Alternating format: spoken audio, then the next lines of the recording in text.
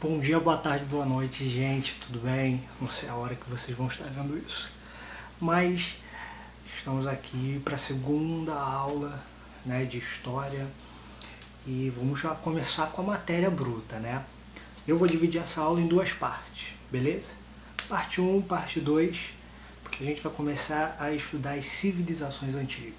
Antes da gente começar a entender quais são as civilizações antigas, primeiro eu quero falar uma coisa para vocês. Eu me balanço muito na cadeira, então percebam que uma hora eu vou estar assim, a outra hora eu vou estar assim, tá bom? Mas vamos lá.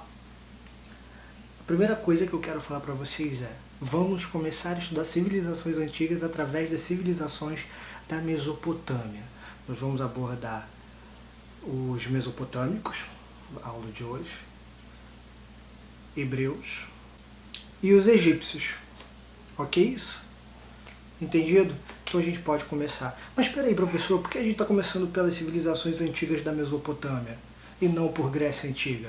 Bom, eu e os outros professores dessa matéria, História, principalmente do polo do Emancipa de Padre Miguel, a gente tem uma, como é que eu posso dizer, uma questão com isso. A gente acha que a história ela é muito eurocentralizada. Como assim? Nossa história, principalmente que a gente estuda, é uma história muito concentrada no continente europeu. E a gente acaba deixando de lado ou só estuda algumas coisinhas bem básicas da história oriental, né? Por isso que a gente está começando pela Mesopotâmia. Bom, vamos começar. A gente vai começar até a Idade Média, mas vamos estudar a história antiga. Peraí, professor, como assim história antiga?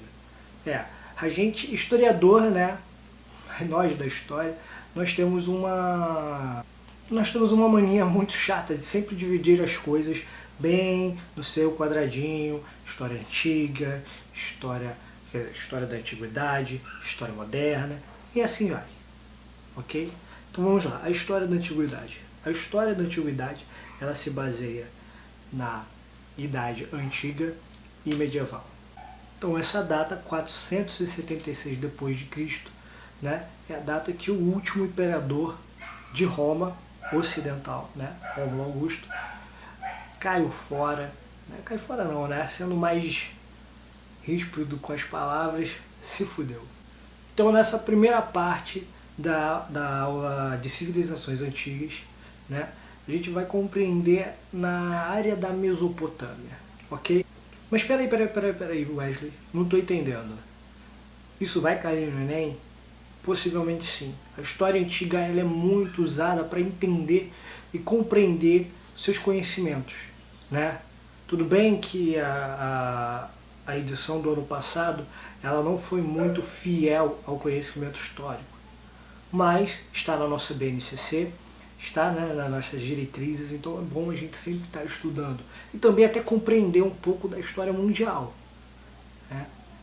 Há muitas e muitas coisas que ocorreram nesse passado, mas ainda influencia muito. Tem muita coisa que aconteceu nesse passado que ainda influencia esses continentes e até mesmo o nosso. Ok, isso? Entendido? Então vamos lá. Antes de entender como se formaram as primeiras civilizações, precisamos entender que os nossos antepassados viviam como nômades. Ué, como assim? A vida nômade é não ter um local estabelecido para chamar de casa. Isso mesmo. Eles se estabeleciam num lugar, usavam de tudo que podiam ali. Suprimentos, carne, alimentos, água, frutos, tudo isso. Até que não tinha mais o que eles possam consumir. Então, como eles usaram todos os recursos daquela área, eles iam para outra área e assim vai. Uma base nômade. Então, no ano de 4000 a.C., as primeiras civilizações foram criadas. Mas como, Wesley? Vou te explicar. Você percebia que a vida nômade era uma vida em que você usava todos os recursos que tinham à sua volta no lugar e ia para o outro, ia para o outro lugar, ia para outro lugar e assim por diante. Bem ali na área da Mesopotâmia, eles começaram a se estabelecer. Por quê? Porque o homem começou a ter uma ação na qual ele não poderia ter numa vida nômade. Ele começou a usar a agricultura. Então, com a agricultura você planta, você tem que se estabelecer ali para que aquilo possa crescer e você usufruir, né? Qualquer coisa plantável. Então, quando a gente está falando de uma produção, uma agricultura, né, antiga, você não pode mais sair daquele local. Você vai usar a terra, você vai ter que se estabelecer, criar uma casa e assim por diante. Então as primeiras civilizações aconteceram por conta da agricultura. A agricultura é um fator muito importante, até hoje no nosso dia a dia. Beleza? Então essas primeiras civilizações se formaram em torno de 2 rios.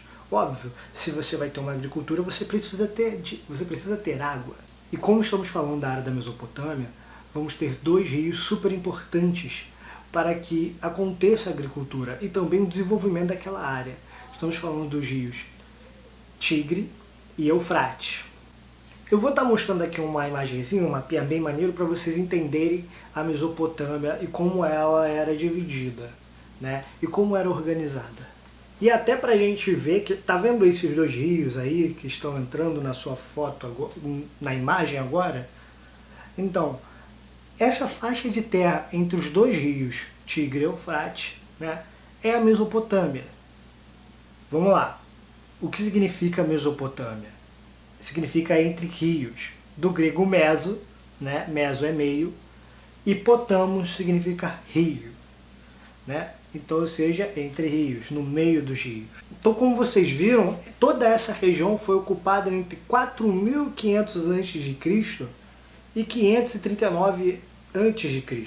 Cara, uma série de povos passaram por aí, né? E dentro desses povos começou a o quê? A formar a região da Mesopotâmia. Nós vamos estudar os sumérios, babilônicos, caldeus, assírios e hititas. Esses povos ficaram responsáveis, né? São responsáveis por traçar o que é a Mesopotâmia na antiguidade. Agora vamos especificar mais ainda esses povos, né? Eu já citei o nome deles, mas agora vamos um por um. Eu não vou aqui nesse vídeo, né, principalmente para vocês do Emancipa, falar o que cada um... ele é importante nisso. Não, vou dar umas características básicas, porque eu quero que a gente se concentre mais na formação, né? Como era dada a organização desses povos mesopotâmicos. Porque mesmo sendo e tendo suas diferenças, eles se organizavam de quase a mesma maneira. Você conseguia ver coisas iguais em cada povo, similaridades. Ih, rapaz, coisas iguais, tá? Bom, são com os sumérios, né, que as primeiras cidades são fundadas na região da Mesopotâmia. E são elas: Ur, Uruk e Nippur. Vocês analisando o mapa que eu mandei para vocês no PDF, né? Vou ver se ele aparece aqui de novo. Apareceu. Então você analisando aí agora no mapa, você está vendo que as cidades elas ficavam bem perto dos rios. E essa região é conhecida por ter muitas e muitas enchentes violentas desses rios. E acabava prejudicando não só a agricultura desse povo, mas também a moradia. Eram enchentes avassaladoras. Cara, vamos lá, né? A gente mora no subúrbio, pelo menos eu moro na zona oeste do Rio de Janeiro. Pelo amor de Deus, né? Uma enchente no Rio de Janeiro já leva quase metade da cidade. Você acha que nessa época não ia levar também? Então, esse povo, né, os sumérios, se especializam muito na prática da arquitetura.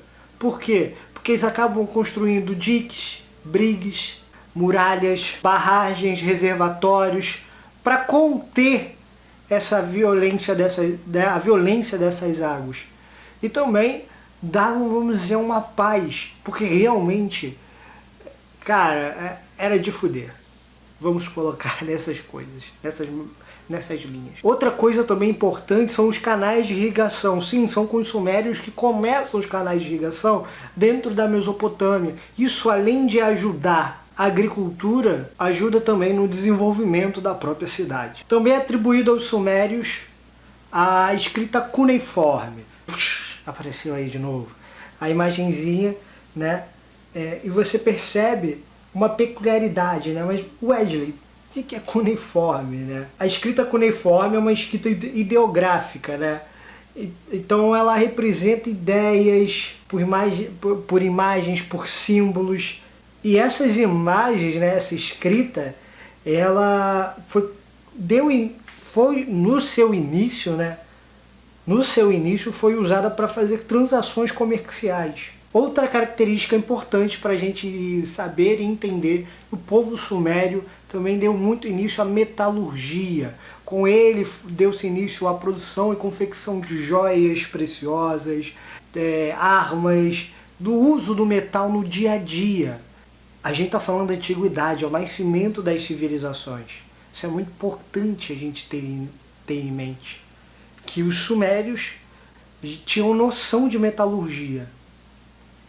Beleza isso? Entendido? Vamos agora para os babilônios. Os babilônios, eles se situaram na região norte de onde os sumérios estavam, né?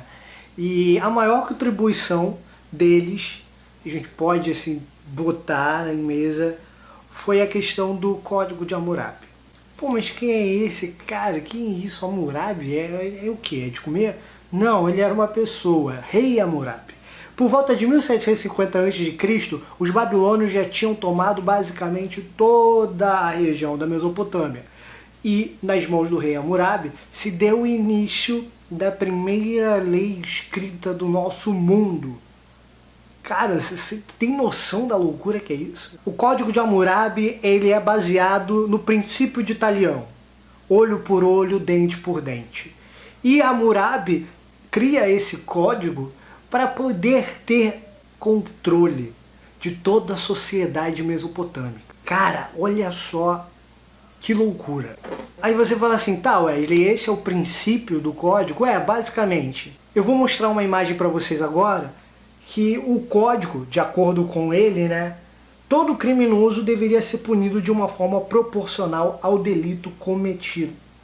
Então, se eu matasse o seu filho, que você está ouvindo aí agora, ou um parente seu muito querido, você teria todo o direito de poder matar um parente meu ou um filho meu. Olho por olho, dente por dente. Entendido isso, os babilônicos? Super importante também falar. Cara, todo o povo da Mesopotâmia vai sofrer com as enchentes. Essa região é conhecida por isso. Os babilônicos também foram os primeiros a criar um calendário para prever as enchentes que ocorriam ali na Mesopotâmia. E poder até, né, e assim poder controlar e se preparar para as próximas enchentes. Valeu? Vamos para o próximo povo. Agora vamos para os hititas. Bom, vamos começar com os hititas. Vamos para os hititas agora. Os hititas é um povo indo-europeu. O que é o indo-europeu? O indo-europeu são povos que vieram da região da Europa, né? Eles se estabeleceram ali na Turquia, conseguiram expandir o seu reino até Síria, né, onde é a Síria hoje, e eles também tiveram uma parte importantíssima nessa formação da Mesopotâmia por conta de duas coisas. A primeira é o cavalo. Sim, com os hititas o cavalo foi inserido na vida da Mesopotâmia, antes deles não existiam isso. E também diversos textos que eles trouxeram da língua indo-europeia, que hoje a gente vê várias línguas faladas hoje na Europa vieram, né, tiveram como matriz essa língua indo-europeia, e escritas em cima de cuneiforme, né, uma forma escrita cuneiforme, de tábuas de argila, falando sobre histórias, políticas, romances, tudo isso. Então essa contribuição com o cavalo foi super importante, né, para o firmamento do Império Hitita. Vamos passar para o próximo. Vamos para os assírios. O povo assírio, também situado ali no norte da Mesopotâmia, tem a sua base com a guerra. Sim, era um povo guerreiro. Então para eles tudo se baseava na guerra. Pô, mas isso não é uma coisa de selvagem? Não, acho que não é bom a gente olhar com esses olhos. Na verdade, eles eram um povo, como um guerreiro, via-se muito honra, garra, havia uma virtude nisso. Tanto que acabaram também conquistando a Mesopotâmia por volta de 700 a.C., nos anos 700 a.C., né? Corrigindo. Então, assim, os assírios eram um povo muito militar. Então, a base do povo assírio era a guerra. É importante a gente também botar uma observação aqui sobre que muitos vão falar do povo assírio como um paradoxo cultural deles. O que seria esse paradoxo cultural deles? Eles serem tão bons no quesito matemática e ciência. O conhecimento matemático científico dos assírios era gigantesco comparado aos outros. Não vejo isso como um paradoxo. Só porque eles tinham uma base guerreira não quer dizer que eles não pensavam. Muito pelo contrário. Para tramar uma guerra, para ter entendimento de um cerco, você precisa ter conhecimentos científicos e conhecimentos matemáticos. Inúmeras guerras aconteceram no mundo e os maiores estrategistas tinham esse conhecimento básico científico e conhecimento básico matemático. Então, é bom a gente salientar. Bom, eu vou falar para terminar, sobre os caldeus, né? A região da Caldeia, que é a região sul, uma planície gigantesca e vasta da Mesopotâmia. Nessa parte sul existem os caldeus, um povo que tem a sua origem nas Arábias, né, na região da Arábia, e eles vão se tornar parte do Império Babilônico. Porém, em 587, eles vão ter o seu primeiro rei, o Nabucodonosor. Nabucodonosor é super importante porque se você já leu a Bíblia, você vai saber quem é. Nabucodonosor, ele domina Jerusalém por um bom tempo. E no Império de Nabucodonosor, houve grande prosperidade. Ué, por quê? Eles dominaram Jerusalém. Quando eles venceram Jerusalém, o povo hebreu, muitos escravos foram feitos. A gente ainda vai entrar nesse tema dos escravos. Pois muitos escravos foram feitos, né? Pessoas viraram escravas e houve uma grande prosperidade nesse tempo. Ora, se você tem escravo, você vai ter como construir prédios, né? Ter mão de obra fácil para você fazer qualquer empreendimento dentro do seu reino. Bom, já falamos sobre todos os povos e agora a gente vai dar uma olhada de como esses povos se organizavam. Como eu disse no começo, eles vão ter similaridades, tanto em forma de organização, política e até mesmo religiosa. Então eu vou colocar aqui um esqueminha para vocês entenderem. No topo da pirâmide você vai ter os aristocratas, a camada social mais privilegiada, né, que são os reis, a nobreza, né, sacerdotes, grandes chefes militares. Essa é a cabeça da pirâmide. Abaixo deles você vai ter os cidadãos comuns. Mesmo eles estando no meio dessa pirâmide, não quer dizer que eles são melhores que os escravos, até porque eles também são explorados, mas eles vão ter certos benefícios, né? Então você vai ter fiscais, escribas, comerciantes, artesãos, criadores de gado, camponeses, soldados. Ou seja, cada um vai ser explorado pelo topo. Eles ali são os privilegiados. Os abaixo deles sempre vão ter alguém se ferrando. E a base dessa sociedade, serão os escravos. É bom a gente entender que a escravidão na antiguidade se baseava de duas formas: por guerra e por dívida. Ou seja, você só virava escravo se você estava numa guerra e o lado perdedor, você estava no lado perdedor, e esse lado perdedor vai virar escravo. É isso. E por dívidas. Se você estava devendo alguém e não conseguiu pagar essas dívidas, você tinha que virar um escravo para essa pessoa, para você poder pagar a sua dívida. Entendido isso? E agora a gente vai destrinchar ponto por ponto que eu considero mais importante para você entender essa sociedade. A política da Mesopotâmia. Bom, basicamente o cargo mais importante que tinha dentro da Mesopotâmia era o cargo do rei. Sim, era bom a gente analisar que esse rei não tem apenas um poder político, mas ele também tem um poder divino. Como assim? No caso da Mesopotâmia, ele tinha o poder da lei, né, a política, a organização, o poder do Estado, do governo, certo? Mas ele também tinha o poder dos deuses. Não que ele seja um deus, não nesse caso na Mesopotâmia, mas ele era um representante desses deuses. Ele era um mensageiro, um comunicador. Ele estava entre os deuses. Entendido a forma que o rei governava e o poder que ele tinha em mãos, a gente já pode partir para outro ponto, né?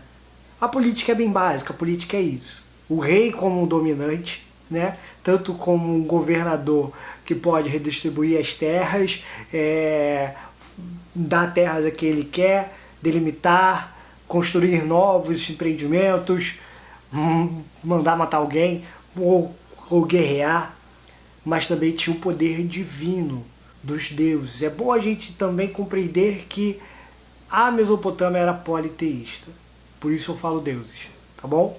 Bom, agora vamos para um ponto, economia, né?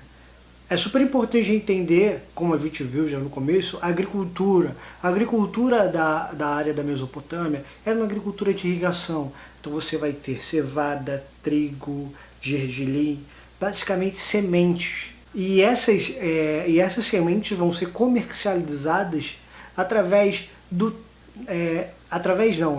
no templo, que essa é uma parte importante. O templo, né, mesopotâmico, conhecido como zigurate, vai deixar uma imagem passando para vocês verem. Nesse templo que vocês estão vendo aí, consistia a religião, o poder, né, o governo e a economia. Nesse pequeno não, né? Desculpa, mas nesse gigante lugar você teria essas 3 importantes áreas da sociedade. Sim, isso mesmo. O zigurate, ele era o ponto principal para a sociedade mesopotâmica. Beleza, mas professor, por que consistia todo esse poder ali dentro do zigurate? Porque toda a sociedade circulava no entorno dele. Bom, primeiro, o zigurate é um templo. Ali tudo ocorria. Os sacerdotes estavam ali, as pessoas iriam rezar, elas tinham que ir para lá. O rei se concentrava muito do poder dele também ali. Ou seja, ali é verdadeiramente um ponto de encontro, né? Então a gente já tem o poder religioso ali. E também se acreditava que os deuses moravam dentro desse zigurate. Pô, o zigurate é gigante, dividia de 3 a 6 andares. E vamos lá, uma curiosidade. Se vocês não conhecem, o conto da Torre de Babel na Bíblia. A Torre de Babel provavelmente era o zigurate. Um zigurate de uma construção vertical. E é muito maneiro a gente pegar um pouco disso, porque na Bíblia se falava que o zigurate queria tocar a Torre de Babel queria tocar o céu, e a ganância do homem, muitas pessoas entravam ali. Então a gente já tem a noção do quanto era importante o templo para a religião. Entendido isso? Agora, para a economia, por quê? O zigurate, além de ser um templo, também era, vamos dizer, um depósito. As pessoas iam entregar suas oferendas, as pessoas iriam depositar aquilo que foi produzido. Se vocês viram na pirâmide da sociedade mesopotâmica, vocês vão ver que os camponeses ali, eles estavam sujeitos a produzir algo, e uma parte do que foi produzido seria dada ao rei, né, ao governante, e isso seria e essa parte que é o do governante se colocava-se dentro desses zigurates. Então a importância do zigurate. O zigurate era basicamente o ponto central de onde circundava toda a política, a religião e o poder econômico, né, dessa sociedade mesopotâmica. Bom, a primeira parte acaba aqui. A gente conseguiu compreender como a sociedade mesopotâmica ela se organizava, né, os pontos centrais dessa sociedade, e o quanto também é importante a gente entender o estudo das sociedades orientais, do nosso.